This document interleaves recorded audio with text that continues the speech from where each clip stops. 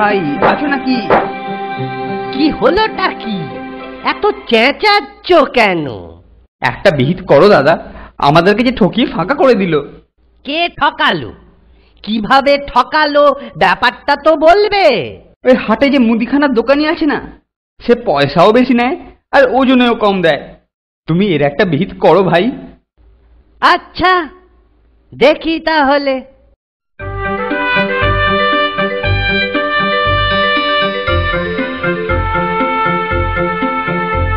কি খবর দাদা, ভালো তো?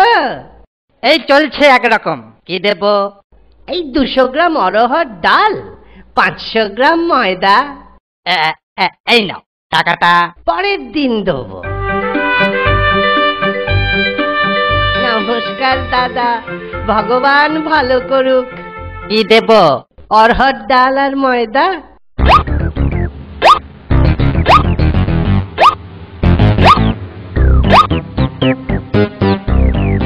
টাকাটা পরের দিন নিশ্চয়ই দেবো। দাও ময়দা দাও। এই নাও। এইবার টাকাটা দাও দেখি। আরে ব্যস্ত হচ্ছ কেন? আমি কি দেবো না বলেছি?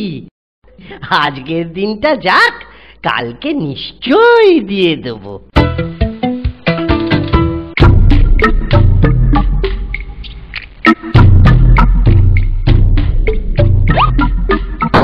গোপাল ভায়া, ও গোপাল ভায়া, গোপাল ভায়া, গোপাল ভায়া।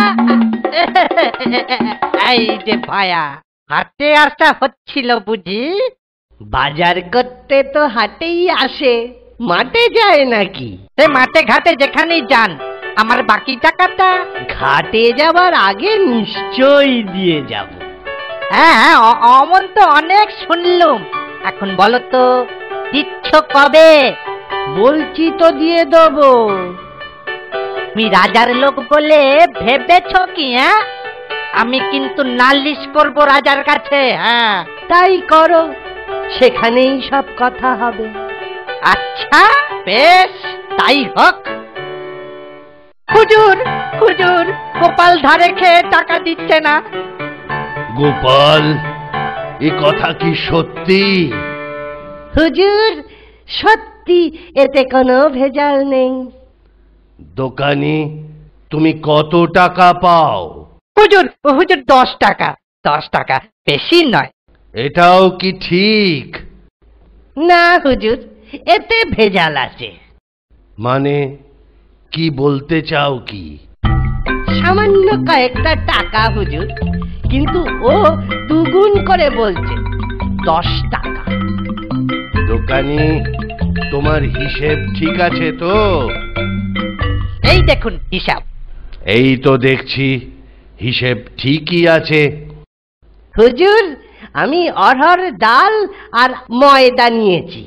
কিন্তু খাতায় ঘিও লেখা আছে দেখছি। ওইখানেই তো ভেজাল। আমি তো ঘি খাই না, তাই নেওয়ার কোনো প্রশ্নই নেই। হুজুর, অরহর ডাল আর ময়দাতে ঘি তো লাগবেই। ঘি ছাড়া কি এসব খাওয়া যায়? সত্যি তো, ও তো কিছু ভুল বলছে না। যতদিন ডাল ময়দা নিয়েছে, ততদিন ঘিও নিয়েছে। না না গোপাল, তুমি 10 টাকা দিয়ে দাও। আপনি যখন বলছেন তখন দিচ্ছি, কিন্তু ও বড্ড।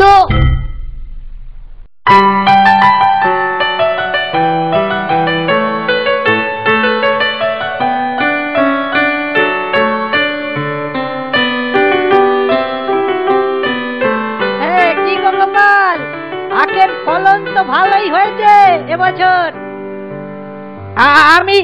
আমি আগাম বলে রাখলুম, আমায় কিছু কলসি গুড় দিও। তোমার দোকানে ধার খাই আর তোমাকে দেব না, সে কি কখনো হয়? কম করে 8-10 কলসি। হ্যাঁ, 8-10 কলসি গুড় দিও। ঠিক আছে, 10 কলসি গুড় তুমি পাবে। এই 10টা কলসিতে অর্ধেক করে মাটি ভর।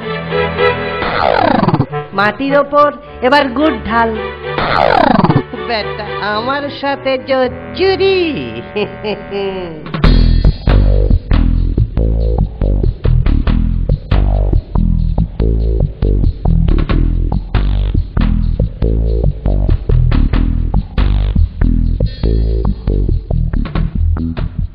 এই নাও তোমার 10 কলসি গুড়। দাও, এবার টাকা দাও। পরে টাকাটা নিয়ে যেও। বাবা, আমি ধার করে খাই কিন্তু ধার দিই না।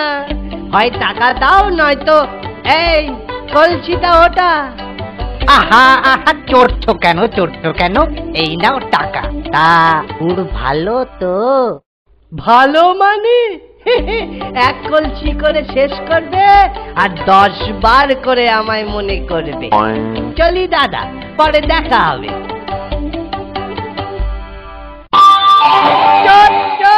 চোর কোথাকার? হ্যাঁ, বদমাইশের গাছ। কই চোর গোপাল কোথায়? বাড়ির বাইরে হয় না? দেখাচ্ছি মজা। কলসির অর্ধেকটা মাটি আর বাকি ওপরটা গুড়। কি হে, কি বলছো? অত চেঁচাচ্ছ কেন ভাই? চেঁচাবো না মানে? অর্ধেক মাটি আর অর্ধেক গুড়। জুয়া চুরির জায়গা পাও না? আমার সাথে এক্ষুনি টাকা ফেরত দাও। এক্ষুনি টাকা ফেরত দাও। কিসের টাকা? টাকা দিয়েছো, গুড় পেয়েছো, এবার কেটে পড়ো। তোরে তবে রে নচ্ছার পাজি বিটলে। দেখাচ্ছি তো।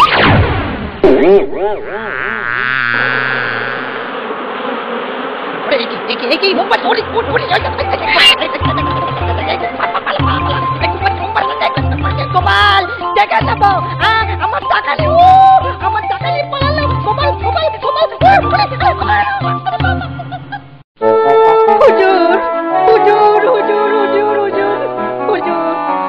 গোপাল আমার সাথে চুরি করেছে। কিরকম জুয়া চুরি? হুজুর 10 কলসি গুড় কিনেছি গোপালের কাছ থেকে। তাহলে জুয়া চুরিটা কোথায়? আরে জুয়া চুরিটা তো ওখানে। কলসির অর্ধেক মাটি আর অর্ধেকটা গুড়। কথা চোর, বদমাইশ। গোপাল, এরকম হলো কেন? হুজুর, মাটির কলসিতে তো মাটি থাকবেই। অরহর ডাল আর ময়দা কিনলে যদি ঘিও কিনতে হয়, তাহলে আমার কাছ থেকে গুড় নিলে অর্ধেক মাটি তো নিতেই হবে মহারাজ। মনে পড়েছে, বুঝলুম ব্যাপারটা। ঘিয়ের দাম নেবার সময় দোকানি তোমার কি মনে হয়নি যে তুমি জুয়া চুরি করছো? তখন কিন্তু গোপাল তোমাকে 10 টাকা দিয়ে দিয়েছিল। তুমি 20 টাকা জরিমানা দিয়ে দাও, এই আমার আদেশ। হুজুর, 1/2 টাকা নয়, একেবারে 20 টাকা। হয় টাকা দাও, নয়তো শাস্তি তোমাকে পেতেই হবে। বলছেন যখন দিচ্ছি। এই নাও 20 টাকা। তুমি যে পাকা জুয়া চোর, গোপাল বুদ্ধি দিয়ে তা রাজসভায় প্রমাণ করে দিল। মন্ত্রী, ওকে কি শাস্তি দেওয়া যায় তুমি ঠিক করো।